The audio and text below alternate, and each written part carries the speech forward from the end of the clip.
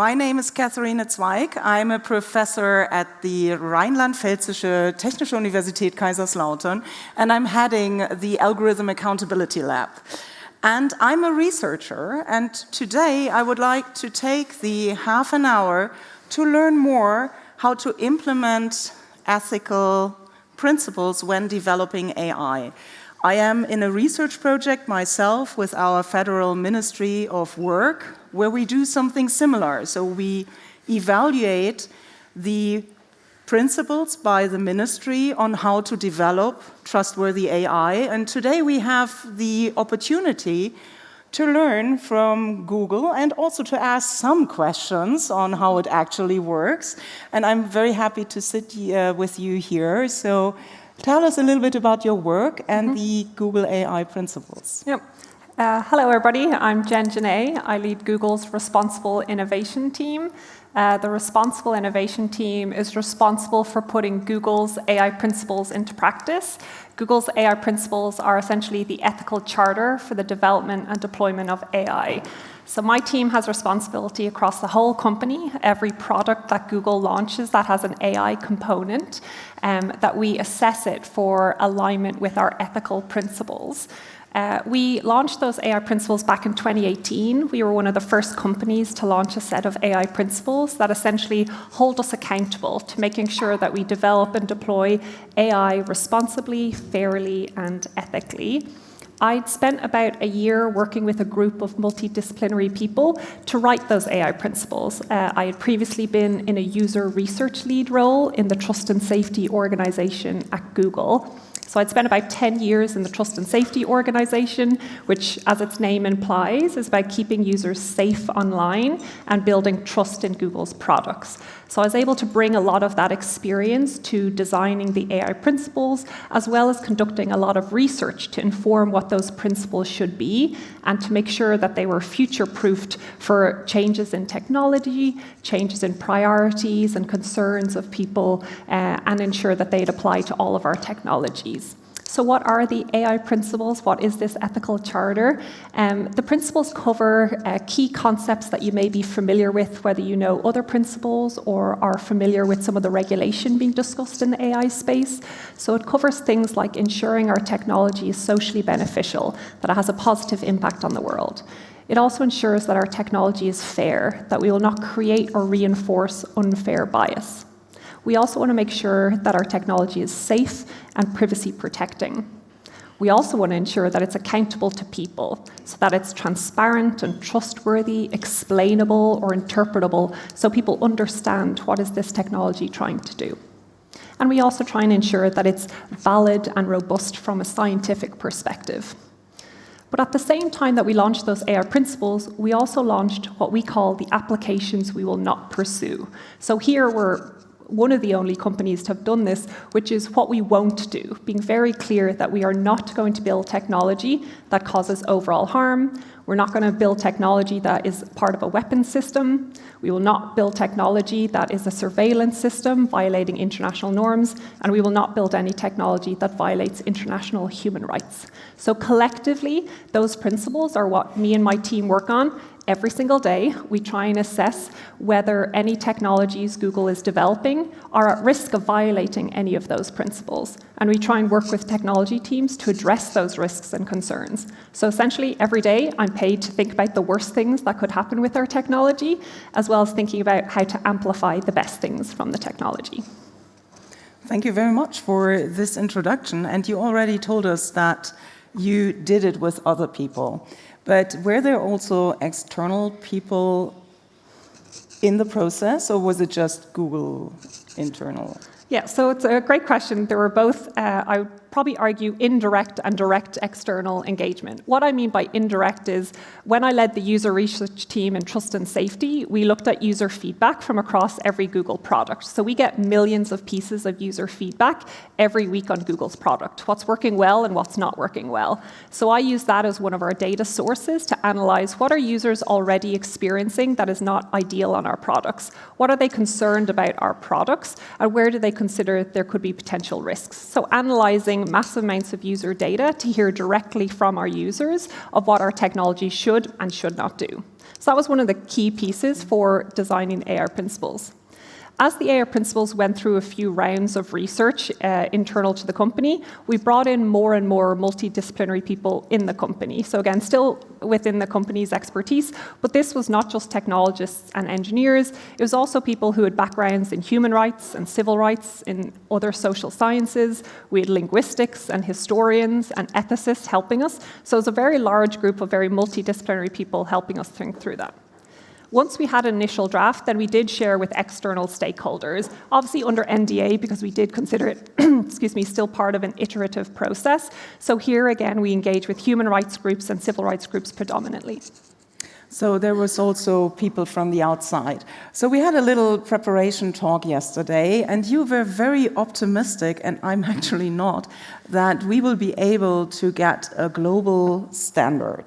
And you thought, yeah, we will find a way to make it happen. So I came up with that question. So if you're so optimistic, were there any standardization efforts with other companies only in North America? So did you try to talk about your AI principles with Meta, Amazon, OpenAI, and Microsoft? And how did it go? So I think the audience should be aware, I don't know what any of the questions are today, so it's interesting to read it in real time.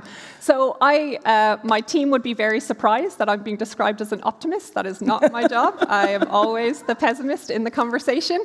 But I did share that we have been involved in some of the global standards conversations for a number of years at this stage, where we are essentially just sharing what we've learned, that as my responsible innovation team and people across the company have learned how to identify risks, how to mitigate against them, how to learn and monitor over time. We've been able to share if this part works, this one doesn't work as well. Maybe using checklists is very brittle, so we've moved away from checklists.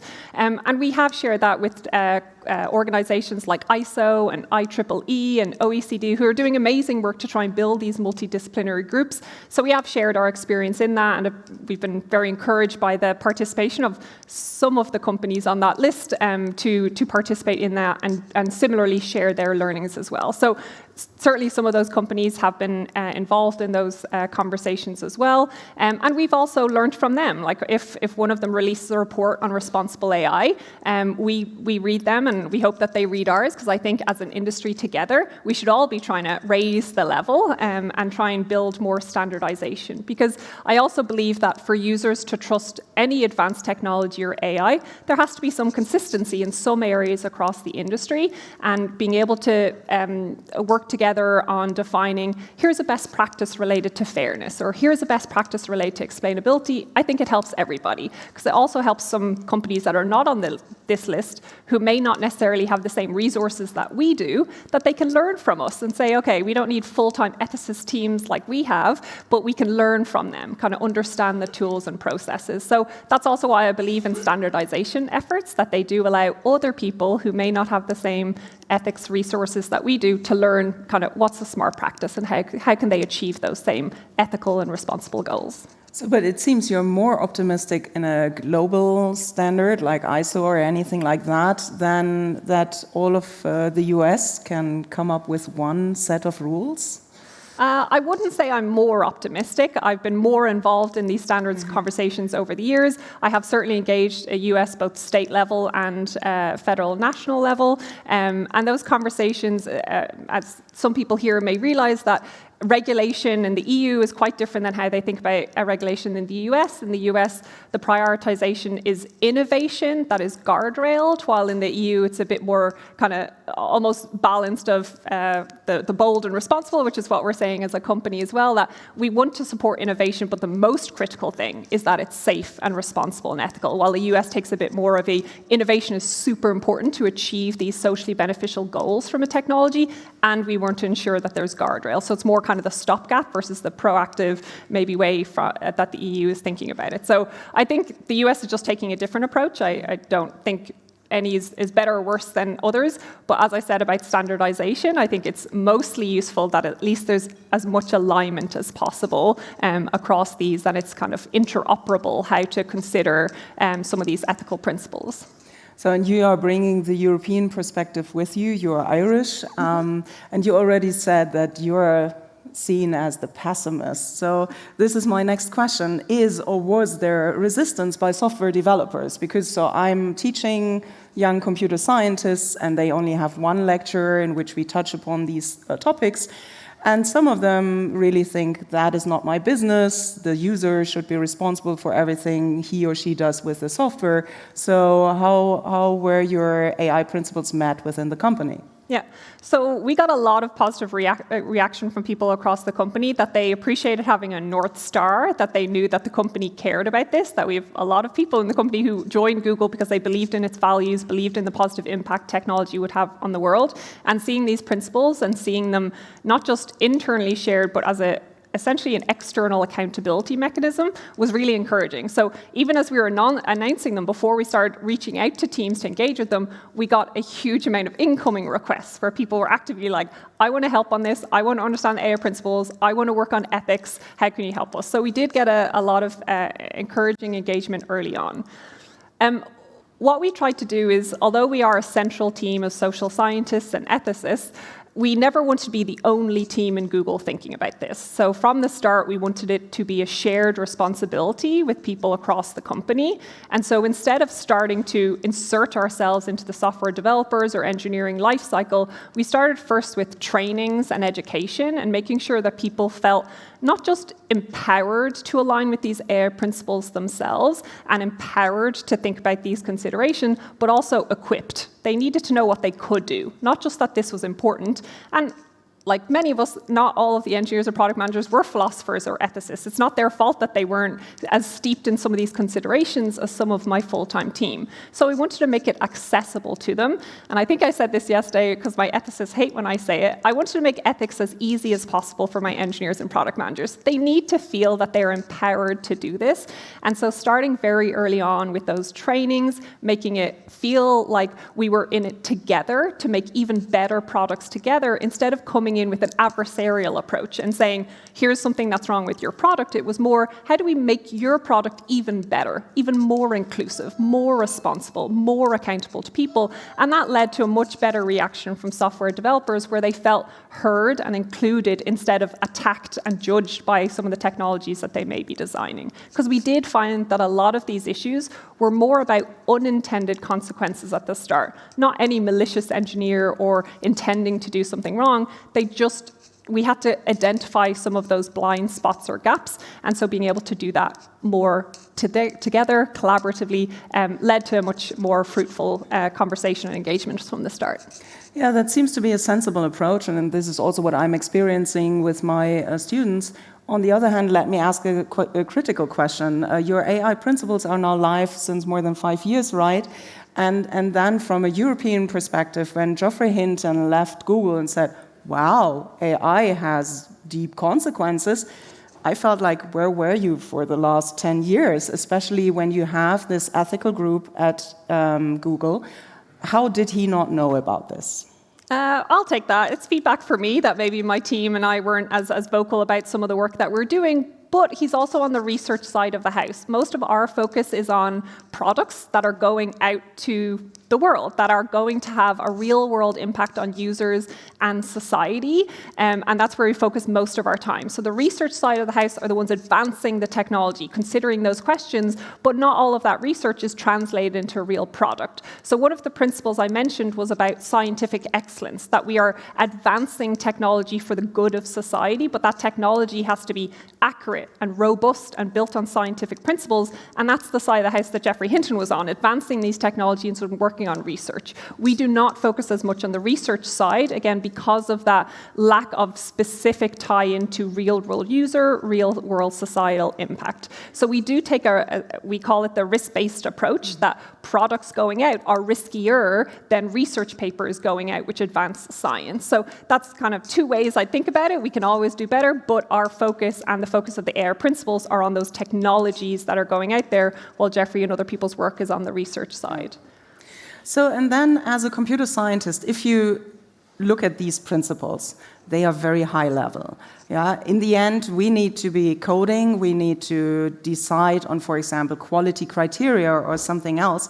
And this is something that we call operationalization. So how do we come from the idea of a value-based software engineering? How do you come to the equations?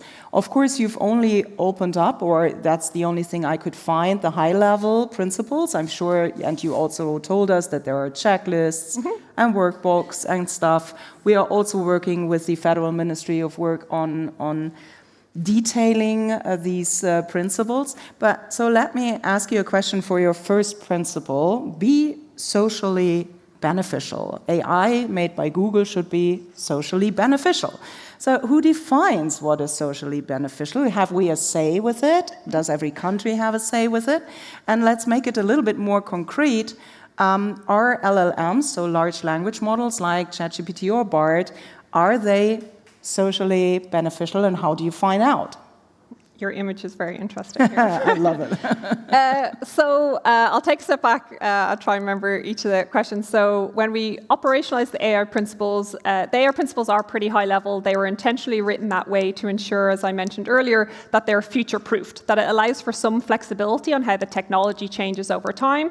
We also didn't want to hard code in what particular harms we cared about, because those harms and concerns could change over time. So it's very deliberate to ensure that they were at a more kind of constitutional high level, and it's really about the interpretation. So AI principles that stay on paper, obviously meaningless. It's about how you put them into practice. But I will say, and you gave me an opening for a plug, is every year we release an annual report that goes into more detail of our processes, the principles, some of the tools and infrastructure, the research and governance that we have done, and any changes we've done throughout the year. So that report does go out annually, and then every 6 months we provide just a pretty quick blog post on anything important that's changed in that time. So that is a way to keep up to date on that interpretation and operationalization. For the socially beneficial principle, our starting point is to talk to the product team. What is their vision for the product? How good could this product be? What are the social goals that it's trying to achieve, the user goals? And again, usually aligned with our mission to make the world's information universally accessible and usable, so making it helpful and useful. So we try and listen to the product team first, excuse me, to make sure that they are able to articulate for themselves how much social benefit, who's going to benefit, why will that person benefit. So that's our starting point. And then we look at similar use cases and see if we can augment or amplify those social benefits. That additional information can be, as I said, either from user feedback of how our technologies have been helpful and could be helpful more in the future. We try and look with the intersection of another principle around fairness, or is there any socially beneficial goals that are not included maybe from a majority perspective that could help different subgroups to operate more in the world around them more effectively? An example of this is from an accessibility perspective. Maybe this product could help improve some people and how they engage with the world around them, but making sure that they have a say in that technology instead of imposing a technology that has not been asked for by different communities. So we do look at user feedback as well. We also continually do ongoing research, either engaging human rights organizations who tell us what types of technologies could be useful, or if some of you were at our Jigsaw talk yesterday, the Jigsaw organization works with kind of global communities that may be either negatively affected in certain ways where technology could help. So we try and aggregate all of that information to distill it into opportunities that maybe the product team hasn't thought of, or to augment those existing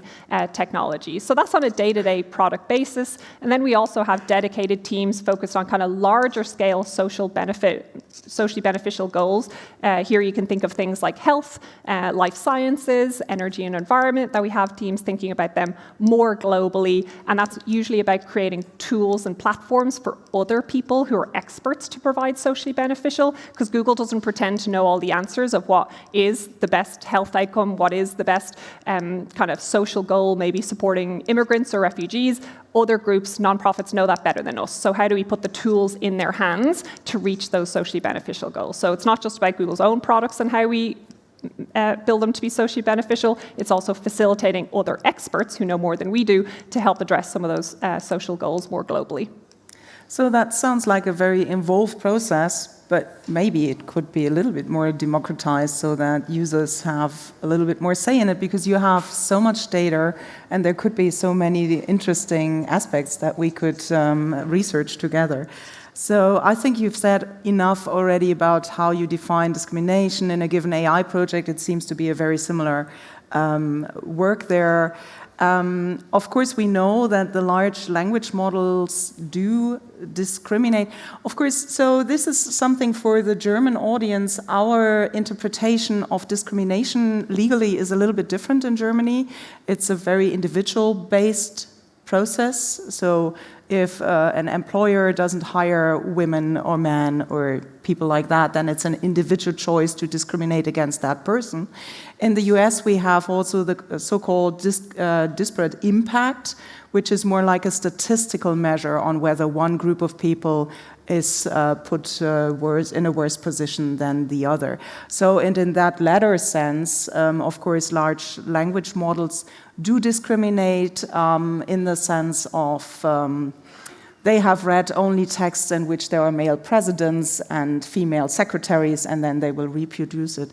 But I know that all of the companies try to prevent these kinds of discriminations. However, if it goes beyond the legally required things, you're changing discourse, you're changing how people are talking to each other, how we are able to talk to the machine. For example, you made the decision, which I like a lot, that Bart is not talking from the I perspective.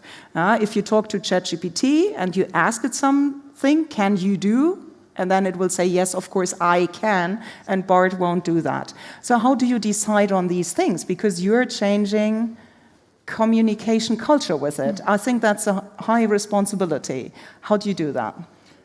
So on the latter example with Bard not using I, that had been a result of many years of research into how people personify or think about technology in human terms, also known as anthropomorphization. I was wondering if I'd be able to pronounce that on stage. So anthropomorphization is when humans have a tendency to add human characteristics or emotions to technology. Our research is still ongoing, but we did find that in some situations with some users, they're more likely to anthropomorphize this technology and trust it in ways that may not be valid, may not lead to good outcomes for them. And so we made the intentional choice not to personify this technology, at least until we've conducted more research into either how to build guardrails around that and prevent potential harm. So it's a very deliberate decision as part of our guardrails around BARD to ensure that we were thinking about those potential unintended consequences of how people may put too much trust in a technology, may start seeing it as a person. We felt that that was potentially problematic, and so our research continues on that, and that research does engage direct communication and engagement with users and conducting user studies, as well as, again, engaging human rights organizations to help us understand this. So it isn't just Google trying to define those limits and lines, it's also trying to take into account, again, experts from civil society and having those conversations. I think you also asked a question around, like our choices around what does essentially fairness mean and what discrimination mean? That, yes, intentionally we're trying to build a world and reflect a world that is more fair than maybe the human biases that are built into these data sets. That you're exactly correct, that when LLMs are trained on world data and user data, unfortunately that brings all of the user biases into those data sets also. So we have to be very conscious and test for where those issues can creep in all across the product life cycle. So it's not just at the data stage, it's going to be at the model and what the model learns, and then as users start interacting with the technology, they could also inject biases there. So our testing and identification of fairness happens all across the life cycle, and even as a product is launched, we continue monitoring to see if there's any potential creeping in of biases over time. Yeah, I'll come back to that, but yesterday, I really wondered, how do I see any of this as a user? So I looked at the Google search engine, and there's nothing telling me about, I don't know, the transparency, the data that you're used to create my recommendation list for any kind of prompt. I looked at BARD, which doesn't work in Germany, but also there I didn't see any point where I could click and learn about the principles as applied to this specific Google AI product. Yep. So how can I benefit as a user from these AI principles? Where can I learn about it specifically for that project. Yeah, no, you're right. The AI principles aren't specifically or explicitly identified within products because they're infused into every product that we launch. And so kind of the point is that you shouldn't be able to identify it. It should be a smooth, inclusive, responsible process that you engage with. However, I will say that for Bard, there are hints of the AI principles in both our communication and in the product itself. So I touched on one, which is it won't respond with I, which was an intentional part of making sure that this is an ethical and responsible way of exposing the product to the world. But when, and Germany will get access. I'm not a product lead, so I can't give a date for it, but it does state for people who have access to it that this is an experiment, that it will make mistakes, that it will say something offensive because it is an experiment. And without user feedback and without user engagement, we can't improve the product. We can't address some of the fairness issues that require input from people to tell us, here's something that didn't go right, here's something that went wrong. So that's also part of the principles around be accountable to people. There is a way to provide feedback into Bard where you indicate this response was good, this response was bad, why was this response bad? It also, as part of the accountable to people, is Bard also, even though it's supposed to be an experimental conversational bot, we also have a button that allows you to search on Google search. So if you do use it for a factual question, again, because these LLMs can hallucinate, you can check on Google search what the kind of closer to factual answer is versus what Bard may respond. They may be the same, but they may not necessarily. So during this experimental phase, we do tell people it's an experiment, we're fully transparent about that, and that there are ways to provide feedback and user control on it. So and Bard also, you only have a certain number of what's called turns, so abilities to have a conversation, because we did learn that more issues were exposed the longer the conversation went on. So we stopped it after a certain number of conversations. We felt that was more responsible. So you're right, the AI principles aren't shouted out from each product, but you should see them by interacting, that these products are fair, inclusive, responsible in ways that were deliberately chosen in the design phase. But that is, so coming back to your fourth principle, be accountable to people, I think that is a little bit too little. We need more transparency, at least from a European perspective. With the AI Act that we'll be getting, I think we'll get much more rights into transparency. For example, it could be accountable and interesting to learn where you get your data from. Yeah, so we have copyright issues when people, when you're training on artists' images. We have copyright issues when you're using text. The texts bring their own context with them. So we, as a speech community, might be interested or even be participating in selecting the text from which your AIs learn. So I think that would be something interesting to be really accountable, where do you get your data from, and also who's cleaning your data and under which conditions. So I didn't find anything in the principles that said something about working conditions on all the poor people that have to sort out the very nasty text from the nasty text and the very nasty images from the nasty images.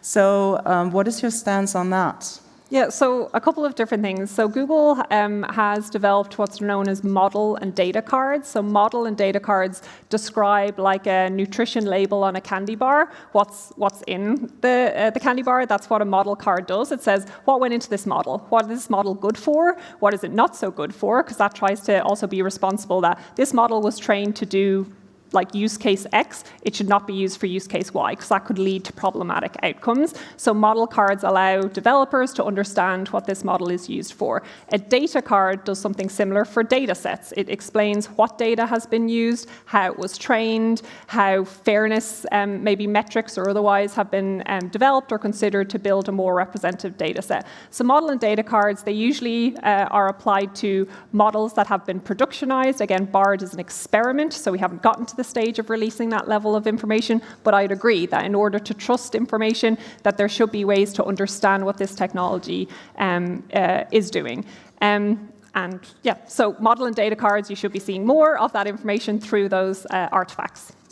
So, and I of course I wondered, and that's the question for the last seconds. So how do you really ensure accountability? We like this idea by Maranka Veingra to use an accountability definition by Bowens. It's a relationship between an actor and a forum in which the actor has an obligation to explain and to justify his or her conduct. The forum can pose questions and pass judgment, and the actor may face consequences. This is surely something that we wish that Google would also take outside, maybe an ethics board 2.0. I think that would be nice. So in 10 seconds, what have you learned in the last years about applying these principles? That's all we have, folks. I will direct you all to our annual report, which tells us what we've learned. But I've also learned this is really hard and we can't do it alone. And so any feedback, engagements that we have are hugely important because this is a changing technology. The concerns are changing, increasing in certain areas. And without other people helping us understand those issues, there's only so much we can do alone. So we welcome smart regulation. We welcome feedback from our users, and we welcome engagement with civil society groups. So thank you so much for your time. Thank you so much. Bye.